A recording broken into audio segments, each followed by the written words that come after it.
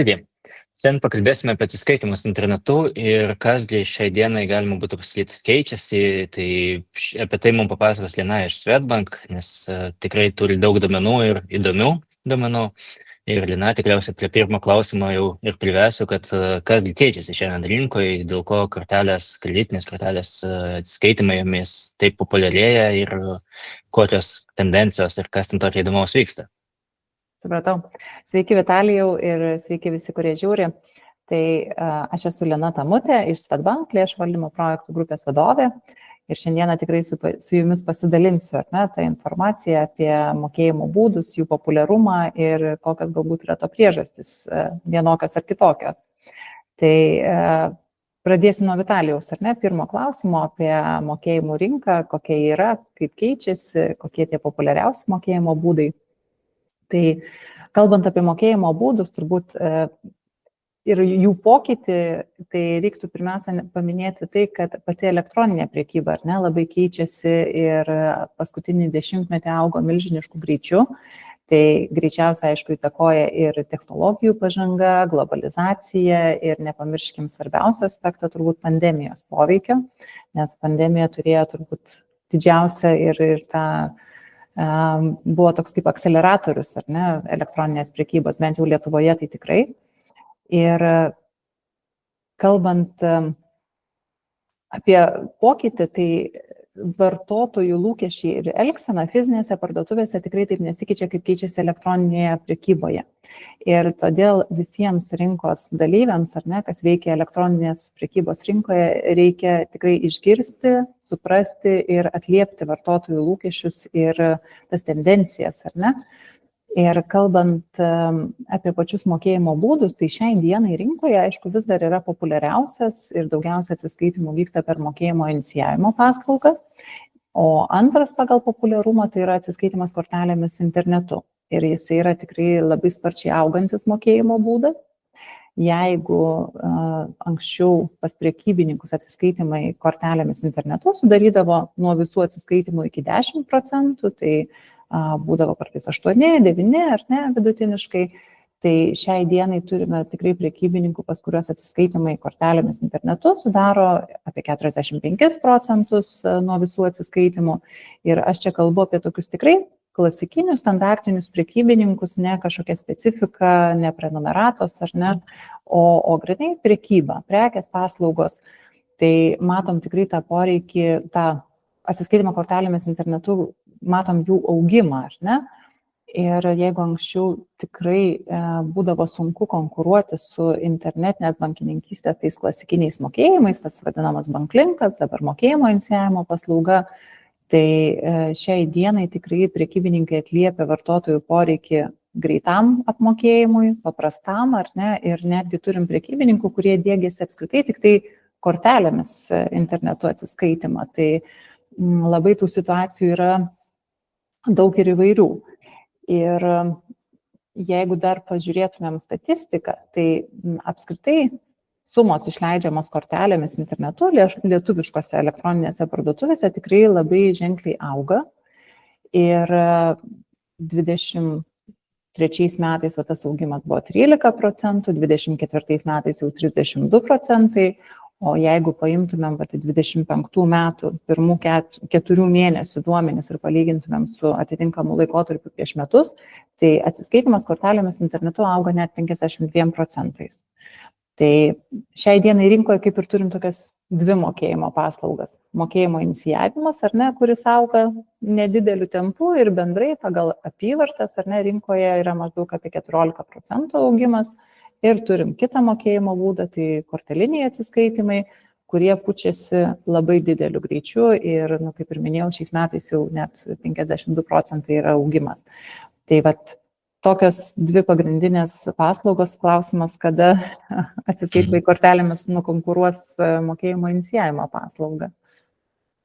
O Lina, kokios to priežastys? Ar čia dėl to, kad Apple Pay, Google Pay tampa vis populiaresnis, dėl to, kad žmonės mobiliais įrenginiais daugiau perka? Ar tai yra tiesiog, kad naršykliai įsimint, dabar tiek Google Chrome'as ar Apple Safari siūlo tai daryti? Aš šiaip, žinokit, įvardinčiau tas jūsų pirmas minėtas priežastis, ar ne, kaip pagrindinės ir turbūt apskritai pagrindinė ir pirmoji tai yra Apple Pay, Google Pay atsiradimas. Apple Pay debutavo 2023 metų pavasarį, po metų sekė Google Pay ir realiai Google Pay, Apple Pay atsiradimas tikrai labai išaugino ir išpopuliarino mokėjimus kortele. Tai mokėjimas tikrai tapo labai sklandus ir paprastas su biometriniu identifikavimu. Tu susidedi krepšelį, spaudi apmokėti, pasirinki, pavyzdžiui, Apple Pay, pasižiūri ekraną ir jau apmokėta.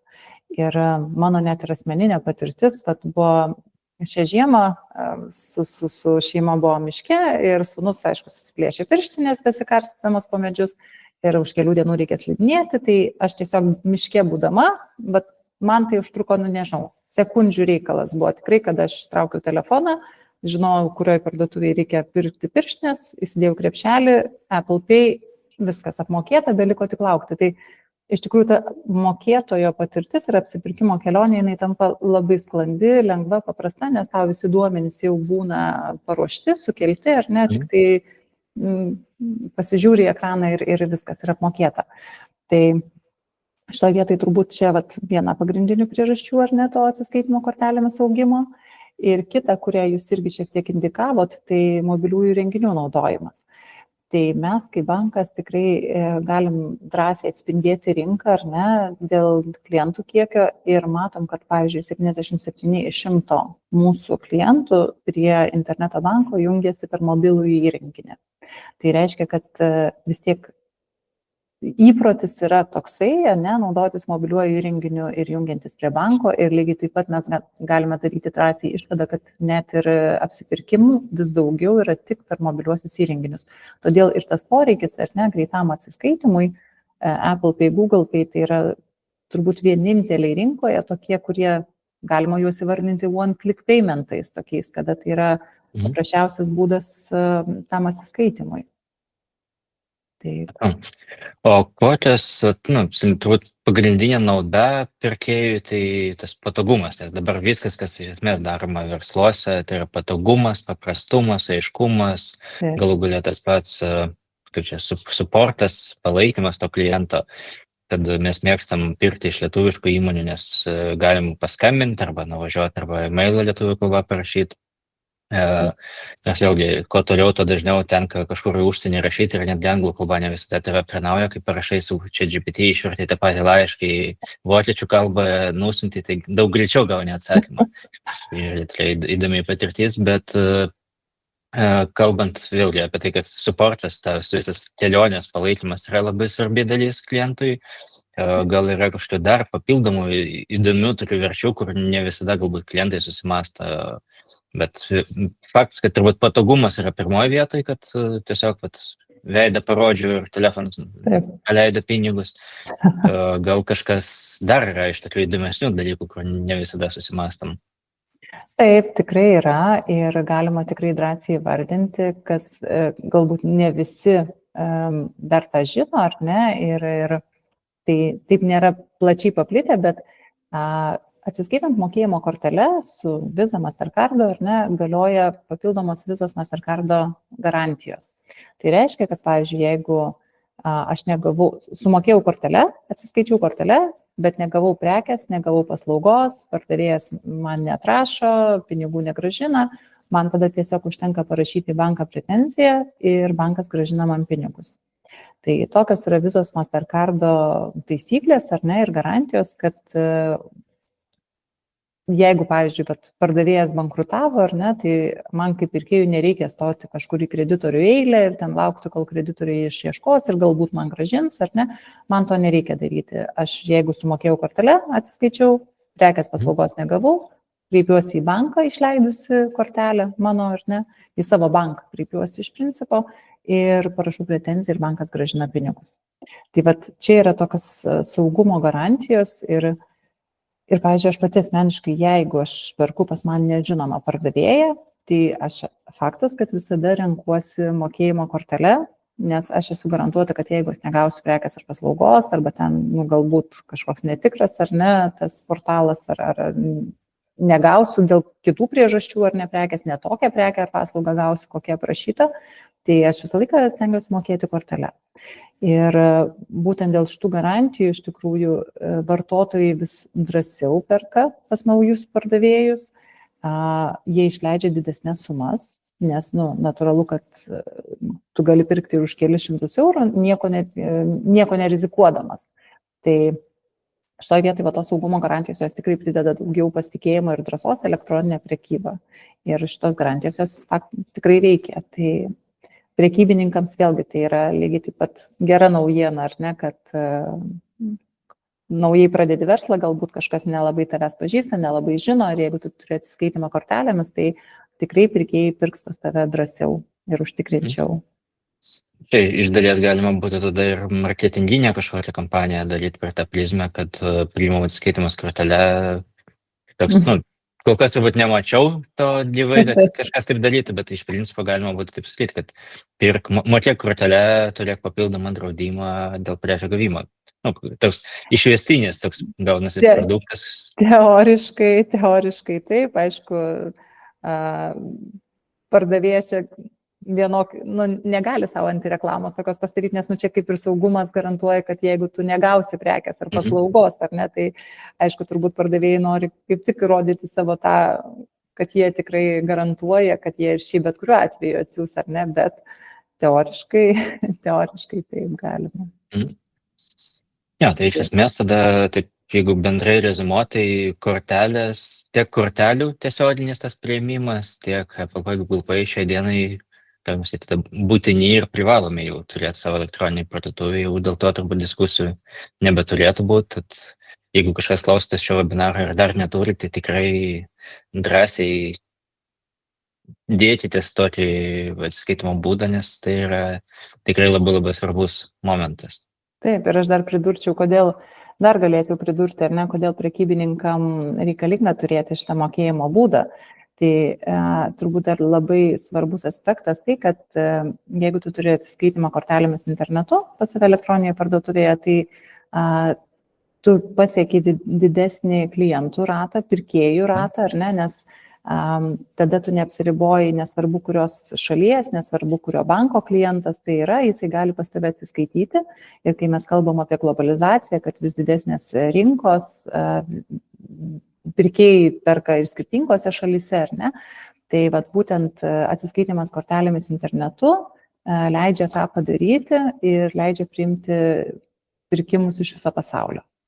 Lygiai taip pat mes turim labai daug pirkėjų Lietuvoje, kurie yra įpratę atsiskaityti kortelę užsienio portaluose, ar ne, ir jie lygiai to pačio mokėjimo būdo ieško Lietuvoje, lietuviškose portaluose. Tai būtent tam, kad pasiekti ir atliepti tą vartotoją, irgi prekybininkams naudinga turėti atsiskaitimą kortelėmis internetu. Ir kitas aspektas, kad atsiskaityti kortelę internetu yra tikrai saugu, todėl kad visi mokėjimai privalo būti patvirtinti pačio mokėtojo. Tai reiškia, kad prekybininkas yra saugus ir garantuotas, kad pas jį nebus atsiskaitimų vogtomis kortelėmis. Aš kaip vartotoja irgi esu saugi, kad jeigu aš pamesiu kortelę, su mano kortelė niekas kitas neatsiskaitys. Taip pat prekybininkams irgi ką svarbu žinoti, kad kai yra atsiskaitimas kortelė, tai kortelės duomenys vedami banko administruojamame puslapyje ir prekybininkas nėra atsakingas už kortelės duomenų išsaugojimą, saugumą, ar ne, tai jau mokėtojas veda banko pusėje ir bankas atsako už tą kortelės duomenų saugumą. Tai vėlgi prekybininkams dar vienas saugumo toksai užtikrinimas. Ir jeigu mes kalbam apie, tarkim, atsiskaitimus internetu kortelėmis toliau, tai jeigu aš priimu tokius atsiskaitimus, ar ne, pas mane elektroninėje parduotuvėje atsiranda tie tarptautiniai kortelių ženklai, Visa, Mastercardas, ir tai irgi kaip ir suteikia elektroniniai parduotuviai tokio solidumo, sakykim taip. Ir, tarkim, prieš įsidiegiant šitą mokėjimo būdą visą laiką yra patikrinamas puslapis, ar jisai atitinka Visos ir Mastercardo standarto reikalavimus. Aišku, sutikrinamos, kad turi būti politikos, grąžinimo, privatumo, ar ne, bet ir tai tampa tokia savotiška vartotojo patirtis, kada tu įeini į elektroninę parduotuvę ir yra kažkoks standartizuotas vaizdas. Tai jis iš tikrųjų vartotojas greičiau apsiperka, kai jis žino, kur yra, mato prekinius ženklus, mato politikas ar ne tam tikroje vietoje. Pavyzdžiui, kai tu atsiskaitai kortelę, atsiskaitimo lange turi būtinai matytis šalis, į kurią tu pervedi pinigus. Tai vat lėšų gavėjo ar ne šalis, tai irgi tokio saugumo suteikia, kad aš tikrai žinau, į kokią šalį, iš kokios šalies aš perku. Tai tie tokie papildomi saugumo reikalavimai jie yra ir kažkoks standartizuotas toks standartas ar ne atsiranda. Tai ir turbūt paskutiniai aspektai, ir net čia jau galiu pasakyti iš moteriškos pusės, esu girdėjus tokį faktą iš moteriškos auditorijos, kodėl yra gerai atsiskaitimai kortelėmis, nes sako, žinai, gali pirkti iš kreditinės kortelės ir ten yra kredito limitas ir pirkinio krepšelis visada gali būti didesnis. Tai va, tai jeigu siekiat moteriškos auditorijos, tai tikrai korteliniai atsiskaitimai yra tas būdas. Ir jeigu jau kalbam dar apie kreditinės korteles, nepaminėjau, tai kažkodėl dar yra toksai mitas ir jis yra pakankamai plačiai paplitęs, kad pirkti internetu reikia būtent kreditinės kortelės. Tai tą mes dar dažnai girdim ir iš pačių privačių klientų ir iš prekybininkų. Tai galiu pasakyti, kad ne, pirkimų internetu gali būti bet kokia banko išleista Visa, Mastercard kortelė, tai gali būti debetinė, gali būti ir kreditinė. Tai šitą mitą galim paneigti ir patvirtinti, kad skaityti kortelę galima su bet kokia kortelė. Ja, čia tas, man atrodo, bandžiau dabar prisiminti, čia maždaug prieš 20 metų, man atrodo, buvo tas, kad jo buvo atskira neblė kortelė, beveik pas bankus, kur tik su ją galėjai, neatsimenu, Virtuon, kažkokie ten buvo jo pavadinimai kitokie. Taip, gal kažkokie būdavo, taip, kur tik internetinė. Taip. Ir dar žmonės, kai kurie prisimena, kad sako, bet aš neturiu kreditinės kortelės. Sakom, nebūtina turėti kreditinę kortelę, kad pirkti internetu.